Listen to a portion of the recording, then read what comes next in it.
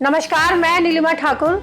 आगाज एक नई सोच के साथ रेड डॉट मीडिया हाउस से हमेशा आपको जोड़ती हूँ कुछ इंस्पायरिंग स्टोरीज के साथ, कुछ ऐसे अचीवर्स और सर्वाइवर्स के साथ जिन्होंने बहुत ही विषम परिस्थितियों में अपने लिए जगह बनाई है, और कुछ ऐसे टैलेंटेड हुनर के साथ जो अपने बलबूते पर कहीं पहुंचे हैं।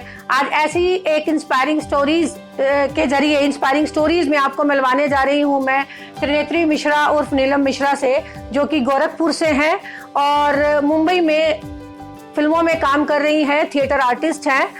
हमारे स्टूडियो में मौजूद है त्रिनेत्री। बहुत बहुत स्वागत आपका। त्रिनेत्री, आप एक बात ब्राह्मण परिवार से बिलोंग करती हैं और उत्तर प्रदेश जैसे क्षेत्र में जहाँ पर ब्राह्मणवाद में एक बात कही जाए कि हम कहें कि उनकी बेटियाँ या तो पढ़ लिख कर कुछ बहुत आगे जाती हैं या फिर कुछ अपने ही क्षेत्र में कुछ करती हैं, तो किस तरह से आपका ये शुरू, पहले तो आप अपने बारे में बताएं और फिर बताएं कि किस तरह से आप ये जर्नी शुरू हुई। जैसे कि मैं गोरखपुर की पैदा हूँ और गोरखपुर में मैं ज़्यादातर 4 साल की थी। उसके बाद से मैं कानपुर आई और कानपुर में ही मेरी पूरी एजुकेशन हुई है। एजुकेशन के दौरान अगर सही कहा जाए तो मेरे फादर नहीं चाहते थे कि मैं कुछ भी करूँ घर से बाहर निकल के। जब मैं 8th क्लास में पढ़ती थी उसी दौरान मेरे लिए शादी का रिश्ता आया, जो कि मुंबई से ही आया और मेरे लिए बहुत प्लस पॉइंट लगता है आज के टाइम पर मुझे।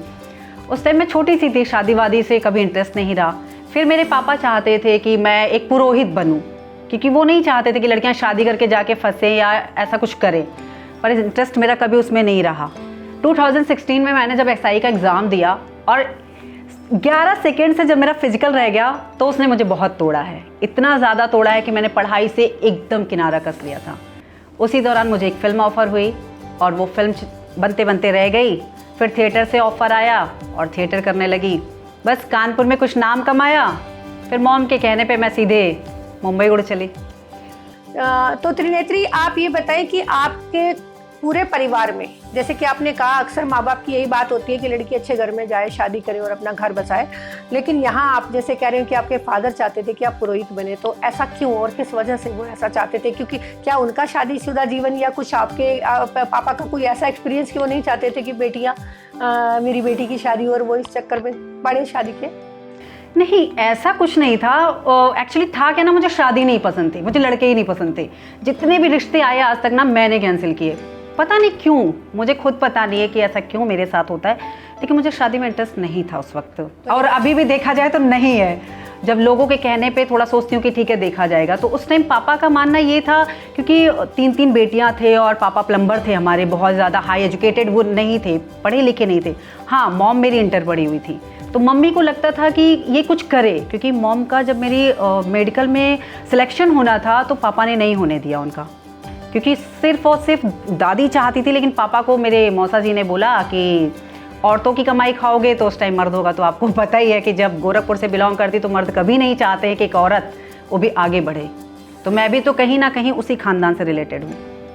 तो इसकी वजह से बस ये चलता रहा। और इंडस्ट्री का, जब मैं इंडस्ट्री के लिए थिएटर जाना चालू किया तब भी मेरे पापा को पसंद नहीं था। लेकिन जब मैंने पहला शो अपना कानपुर में किया और मॉम गई थी देखने के लिए, तो मम्मा को बहुत अप्रिसिएट किया गया। जब अप्रिसिएट किया गया ना तो उन्होंने आके पापा को बोला, तो पापा थोड़ा सा खुश हुए, बहुत ज़्यादा नहीं, थोड़ा सा खुश हुए। पेपर में मेरा नाम देखा और पेपर में जब ऐड आया, उसके बाद धीरे धीरे मैं करती गई और बाहर जाती गई। मम्मी को साथ लेकर जाती थी, कभी सिस्टर को साथ लेकर के।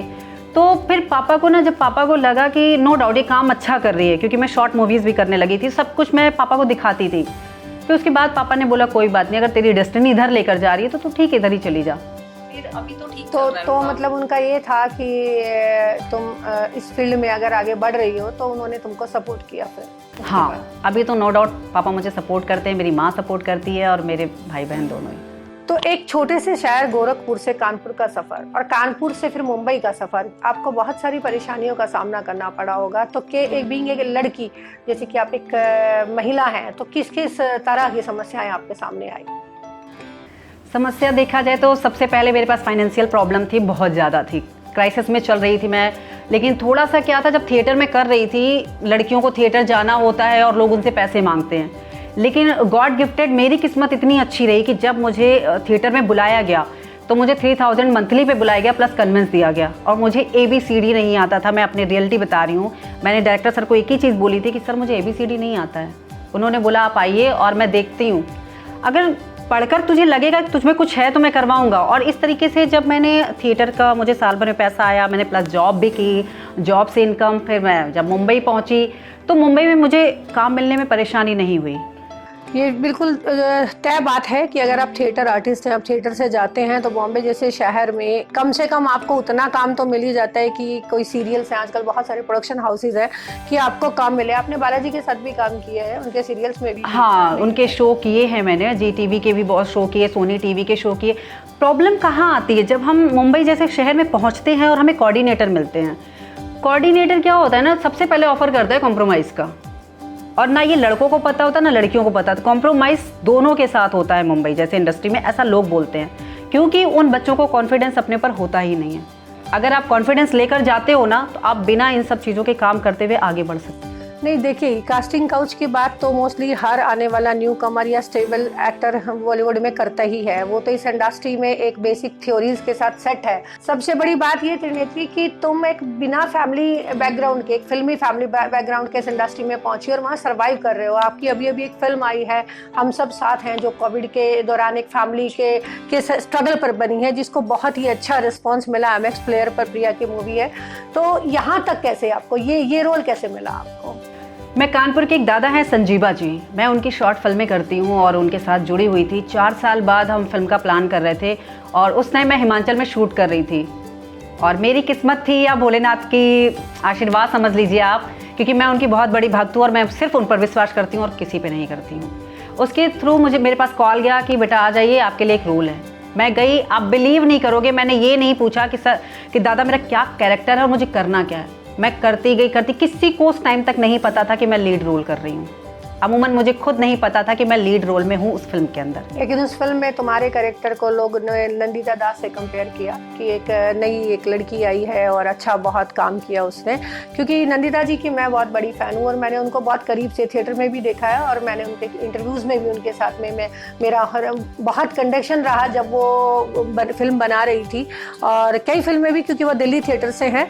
तो मैं ये कहना चाहूँगी कि प्रिया, आपकी जर्नी बहुत अच्छी है, आप बहुत अच्छा काम कर रही हैं और एनी एडवर्टाइजमेंट और रेड डॉट मीडिया हाउस हमेशा ऐसे आर्टिस्टों को प्रमोट करके आगाज़ के ज़रिए लेकर आता है जिनको आगे बढ़ना है और हम उनके आगे बढ़ने में किसी भी उनकी यात्रा में मदद कर सकते हैं। तो त्रिनेत्री, आपको जीवन की बहुत बहुत सारी शुभकामनाएं और ऐसी बोल्ड और बिंदास आप रहिए और अपनी कला को लोगों तक लेकर आते रहिए। Thank you so much.